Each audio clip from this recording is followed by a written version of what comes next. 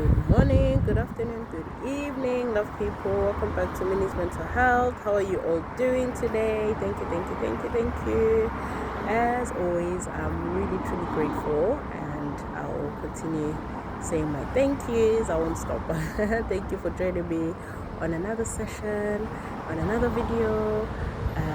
So on my last video, I spoke about Afro-Caribbean men and mental illness, and I was asking why it is that a lot of men, especially African and Caribbean men, seem to deal with mental illness a lot, which is a conversation I had with my good friend. So on this video, actually, I'm now just going to be delving on another sensitive subject about the birds and the bees. We all know what that is. So obviously I've got my son with me as well, and YouTube I know won't allow me to actually use the actual word, and this is content mainly aimed obviously at parents and caregivers, but it is for children. So yes, so I thought let me just put that out there first. So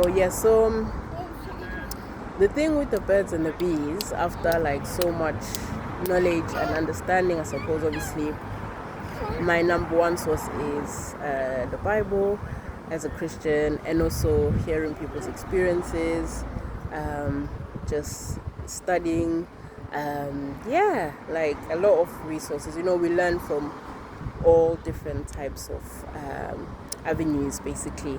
So when people engage in the birds and the bees, I think it's important for parents and caregivers to be able to share with their children, of course, like age and stage appropriate, that there's actually a lot of power and a lot of exchange during this sort of act, basically, that it's not just two bodies coming together, especially for young teenagers even, because this generation, like Generation Alpha and Gen Zs, but especially Generation Alpha, they have so much knowledge. A lot of them because of the way the world is, they seem to be like adults already, even if they're like 10 and 12. So there's no point in trying to sort of treat things or treat them as if like it's the 1950s. This is 2025. These children know way too much for their age, and that's just because of the systems of this age. Basically, they live in a digital age. We all know that, parents or caregivers. So I just want to encourage parents and caregivers not to be afraid to sort of like, obviously, according to your morals and values, according to your child's age and stage, their maturity level, that's what I mean by age and stage, to be able to talk about the birds and the bees, to be able to tell them that it's not just two physical bodies coming together.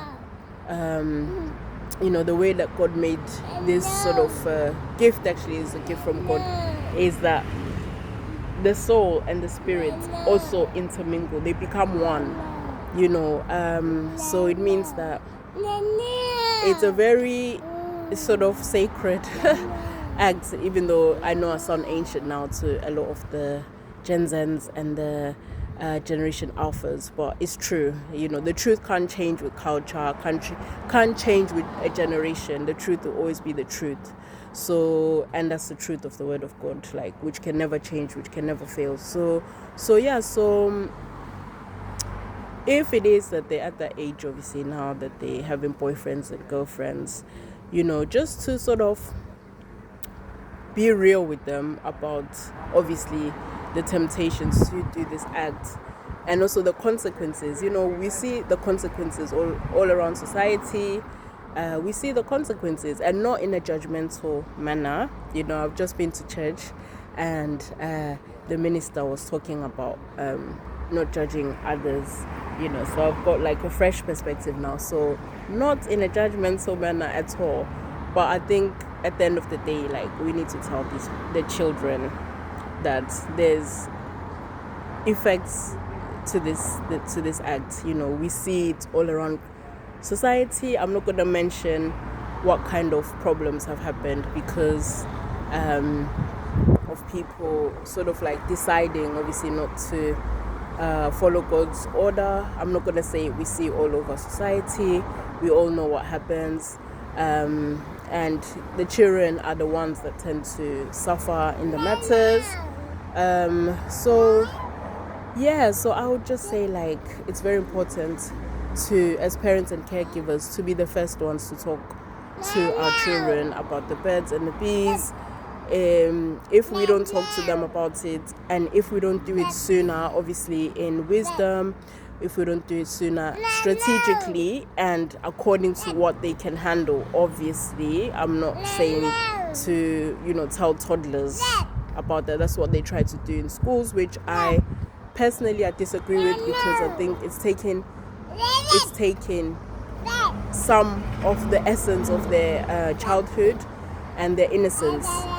So anyway, that's a different topic. Maybe we can touch on that topic next. But it is very important to be the first ones, as parents, as aunties, uncles, grandparents, whoever you may be to the child. If you are responsible for looking after the child, for raising the child, it's important that they hear it from you, and and give them sort of like that safety to be able to talk to you as well, obviously without judging them, to be able to ask you questions, and obviously that as we know, it needs like a relationship, and that is only built on trust and time, obviously. So it's quite a sensitive topic, but I think it's very relevant. I think the way the world is going, it's good for people like myself and other people, like, using their platforms to inform people that this is not just a physical act, it's a spiritual act.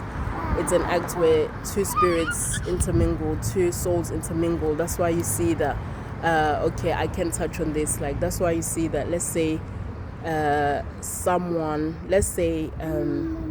young girl, for example, has just been like intimate with a young man, or even an older man who had problems with, even a married man, for example, because we hear all types of stories, who had problems maybe like physically, and then you see that young woman now is going to have the same problems, because this is not just basically physical STIs that happens. There's also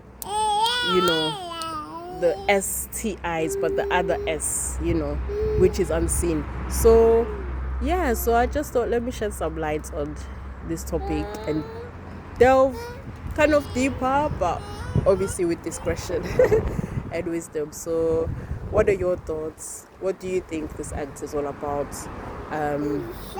As in, like, not the textbook act, but I mean, from what you've seen. I'm not going to ask you from what you experience. As I said, this is a channel, as we know, aimed at parents and caregivers, but the content is for the children. So I'll leave it at that. God bless you. Thank you for tuning in, and I'll see you on the next one. Take care. Bye.